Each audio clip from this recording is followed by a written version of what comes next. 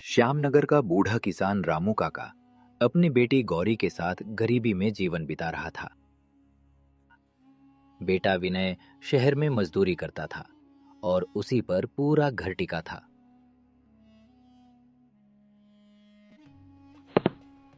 एक दिन गांव का लालची महाजन तिलक सिंह धमकता हुआ उनके आंगन में आ पहुंचा। रामू, मेरी उधारी को 5 साल हो गए, आज तक एक पैसा वापस नहीं किया।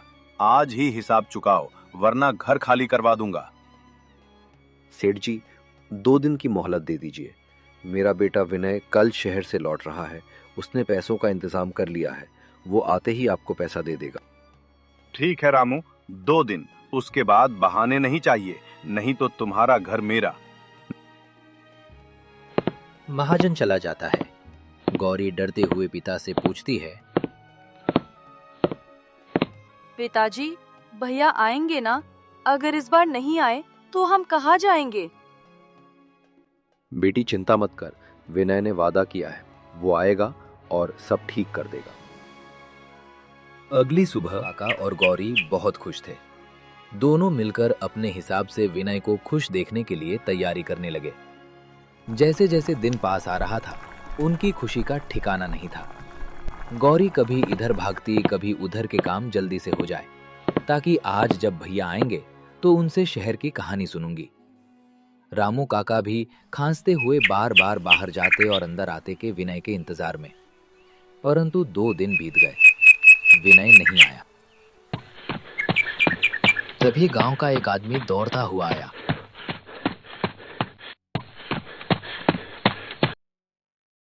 रामू काका, बुरी खबर है। शहर के जिस फैक्ट्री में विनय काम करता था ना, वहां आग लग गई है। सारे मजदूर अंदर फंस गए, किसी को नहीं बचाया जा सका, विनय भी। रामू काका जमीन पर गिर पड़े। गौरी फूट फूट कर रोने लगी। हे ईश्वर, ये कैसा न्याय है? अब हम कैसे जिएंगे? घर पर मातम छा गया। रामू और गौरी बिखर गए और मायूसी घर कर गई। उधर रामू और गौरी भूखे बैठे थे।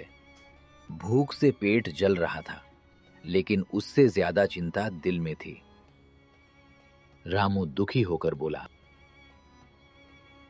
बेटी विनय के भरोसे थे, अब हम कैसे जिएंगे? कर्ज कैसे चुकाएंगे? पिताजी, मैं काम करूंगी। साफ सफाई, खाना बनाना, जो भी होगा हम मिलकर कर्ज चुका देंगे। अगली सुबह गौरी जल्दी उठकर निकल पड़ी। वो घर घर जाकर पूछती, काम मिल जाएगा क्या माई? कहीं बर्तन धोने का काम मिल जाता, कहीं झाड़ू पोछा। गौरी गांव के घरों में काम करने लगी। वो सुबह से शाम तक मेहनत करती, लेकिन कमाई बहुत कम थी। अब रामू को बेटे को खोने का दुख तो था ही, साथ ही वो तिलक सिंह के पैसे कैसे लौटाएगा, इस सोच में भी थोड़ा बीमार होता जा रहा था। एक और गौरी भी बहुत शांत हो गई थी कि मैं क्या करूं। तभी तिलक सिंह आता है और गौरी कहती है, सेठ जी, कुछ दिन और समय दे दो। तिलक सिंह बिना कुछ कहे वहां से चला जाता है। पर दूसरे दिन एक साफ सुथरे कपड़ों में युवक गांव में दिखाई देता है। उसके हाथ में एक सूटकेस होता है। वह घर ढूंढने की कोशिश करता है। उसी समय तिलक सिंह भी वहां से गुजर रहा था। भैया, यहाँ रामू काका का घर कहाँ है? मैं विनय के घर वालों के लिए मुआवजे का पैसा लेकर आया हूँ। फैक्ट्री मालिक ने भेजा है। तिलक सिंह तुरंत समझ गया, ये वही पैसे हैं जो रामू का जीवन बदल सकते थे, और उसका लालच जाग गया। तिलक ने सीधा झूठ कह दिया, बिना हिचकिचाहट के। तुम बिल्कुल सही आदमी से मिले हो। मैं ही रामू हूँ और विनय मेरा ही बेटा था। युवक बिना शक किए सूटकेस उसे थमा देता है और चला जाता है।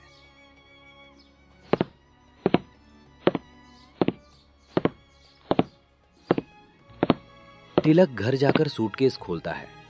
अंदर गड्डियों के ढेर थे। उसकी आंखें लालच से चमक उठती हैं।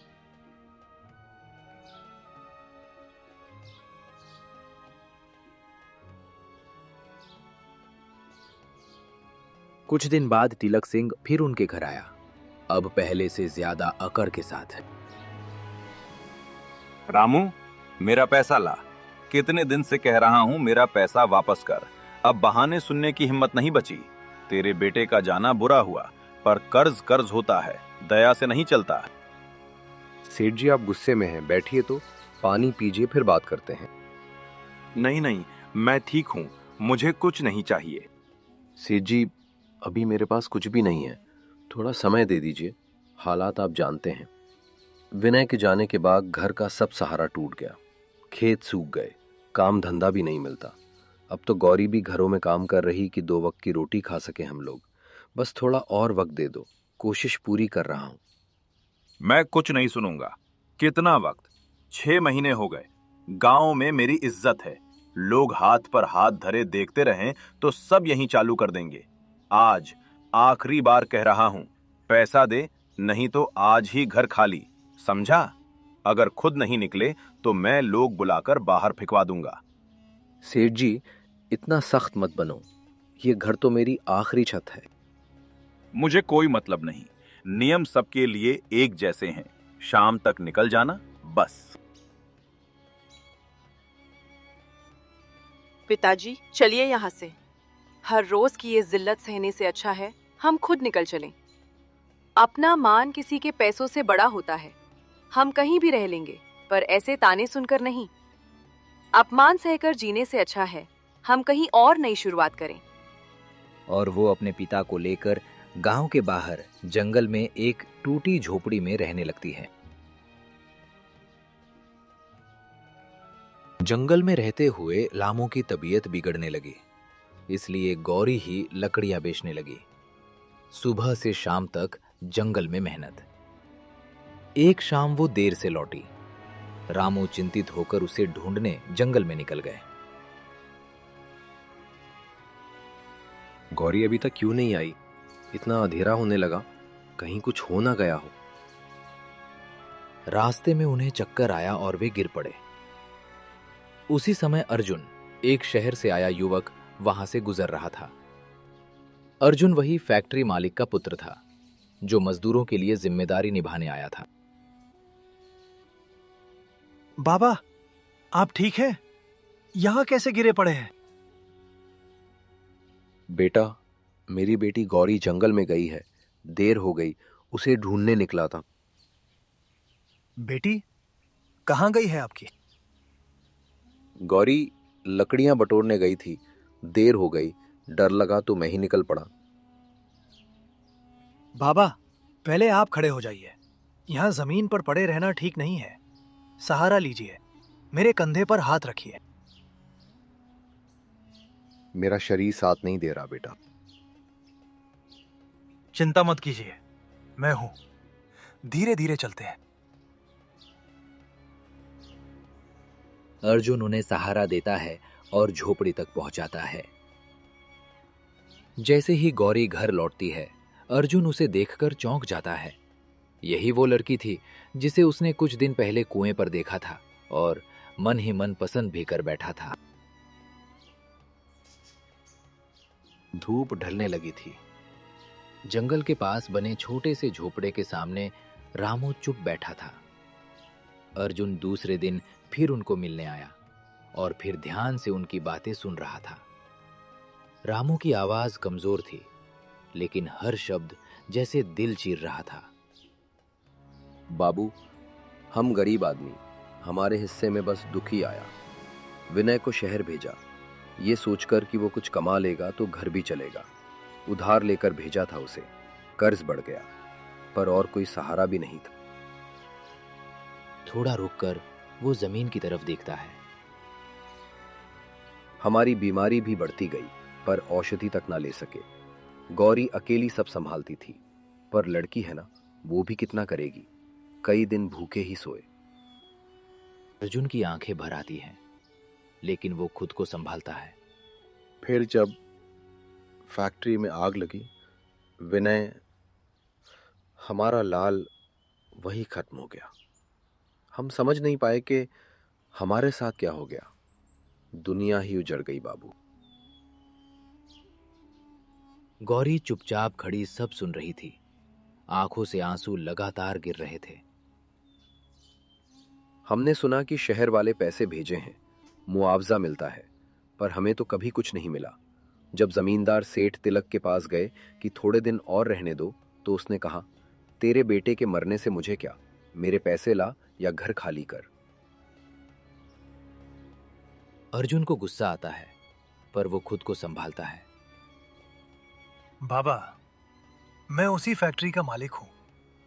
हर मजदूर के परिवार को हमने मुआवजा भेजा था। पूरी सूची मेरे सामने बनी थी। अगर आपको नहीं मिला तो इसका मतलब साफ है, ये पैसे आपको पहुंचने ही नहीं दिए गए। रामू हैरानी से उसे देखता है। सच कहते हो बाबू, हम तो समझे थे शहर वालों ने हम गरीबों को भुला दिया। अर्जुन खड़ा होता है। नहीं बाबा, आपके बेटे की कमाई पर किसी और का हक नहीं बनता। मुझे 2 दिन दीजिए, मैं सच्चाई ढूंढ कर ही रहूंगा। अगर किसी ने भी 1 रुपए का भी गलत फायदा उठाया है तो वो जवाब देगा। रामू हाथ जोड़ता है। भगवान तुम्हें सलामत रखे बेटा, तुम ही पहली बार हमारे दुख को सुन रहे हो। अगले दिन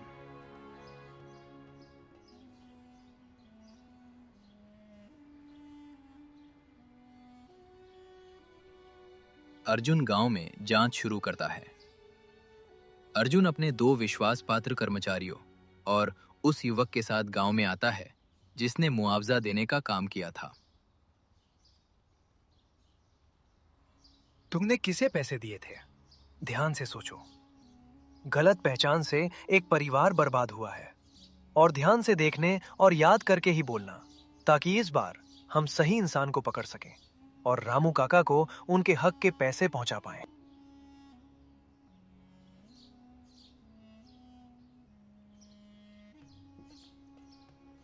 क्या इनमें से कोई था? नहीं सर, इनमें से कोई नहीं है।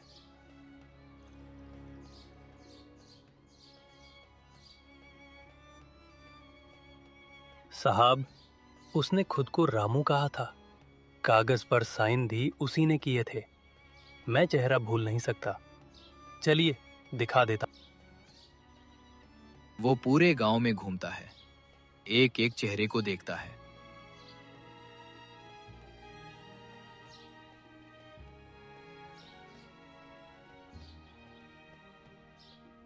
क्या इनमें से कोई था? नहीं सर, इनमें से कोई नहीं है। अंत में तिलक सिंह घर से बाहर आता दिखता है। युवक अचानक रुक जाता है। क्या हुआ?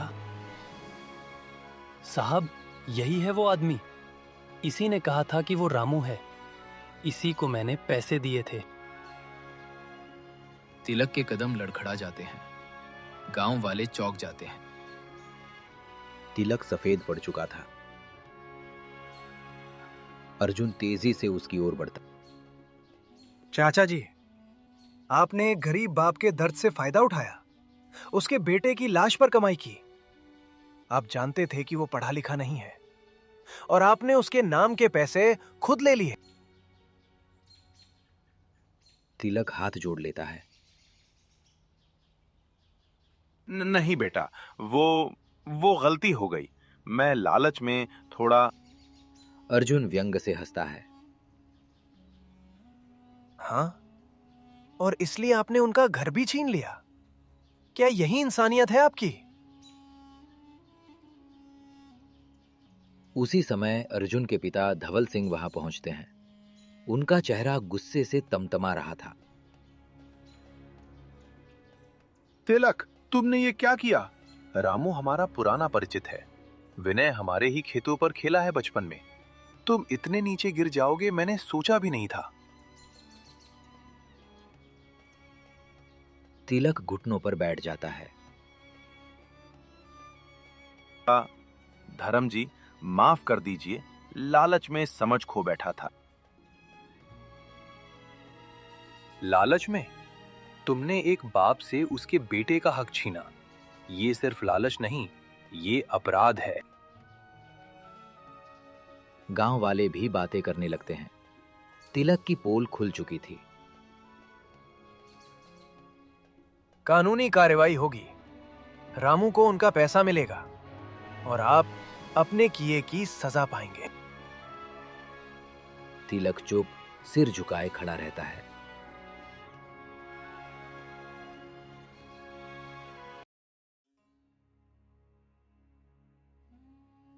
अर्जुन और धवल सिंह रामू के पास पहुंचते हैं। अर्जुन के हाथ में एक बड़ा सूटकेस था।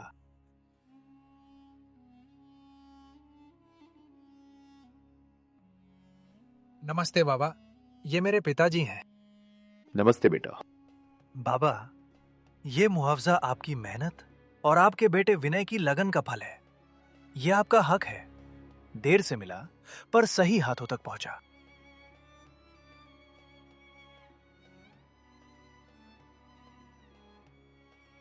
रामू सूटकेस खोलते हैं। अंदर पैसे, दस्तावेज और विनय से जुड़े कागज। रामू का गला भर आता है। बाबू, हम क्या करें इसका? हम तो बस इतना चाहते थे कि विनय की मौत बेकार ना जाए। अर्जुन धीरे से उसके कंधे पर हाथ रखता है। कुछ पल चुप्पी रहती है। फिर अर्जुन हिम्मत करके बोलता है, बाबा, मैं गौरी का हाथ मांगना चाहता हूं। मैं उसे जिंदगी भर खुश रखूंगा। आप दोनों को भी अपना परिवार मानना चाहता हूं। अगर आपको सही लगे तो आशीर्वाद दीजिएगा और एक बार गौरी से भी उसकी राय पूछ लीजिए। हाँ, अर्जुन सही कह रहा है। मुझे भी गौरी पसंद है अर्जुन के लिए। हम आपसे उसका हाथ मांगना चाहते हैं।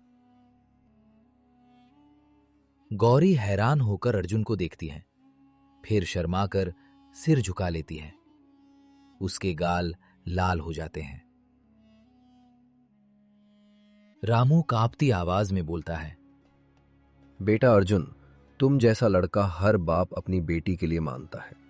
भगवान ने मेरे विनय को छीन लिया, पर शायद उसकी जगह तुम्हें भेजा है। मुझे मंजूर है ये रिश्ता, और मैं गौरी से भी पूछ कर बताता हूं।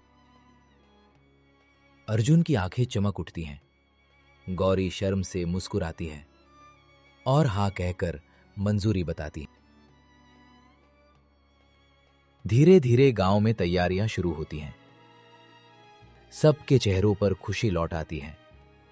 गौरी और अर्जुन की शादी पूरे रीति रिवाज से होती है। रामू काका भी नए परिवार के साथ हंसी खुशी रहने लगते हैं। दोस्तों, जिंदगी आसान नहीं होती, पर सच्चाई की राह कभी गलत नहीं जाती। जो हक किसी का हो वो उसे मिलकर ही रहता है, और जो दिल साफ रखता है किस्मत भी आखिरकार उसी का साथ देती है।